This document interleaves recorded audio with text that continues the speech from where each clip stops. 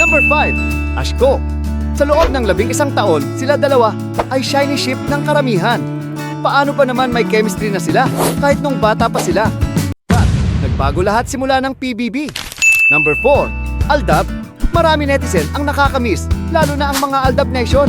Grabe no ang tagal na pala, isipin nyo 9 years na pala ang nakalipas pero marami pa rin fans umaasa mag-reunite sila as a love team. Number 3, Jaden. Isa sila sa mga sinubaybayan ng mga netizen dahil sa kilig factor nilang dala na nauwi sa totoong relasyon. But noong 2020 ay nag-break sila at nag-end na din ang pagka-love team nila. Number 2, Lisken. Sila ay nag-peak sa Forevermore. Pero sadly, ang love team nila ay di naging forever.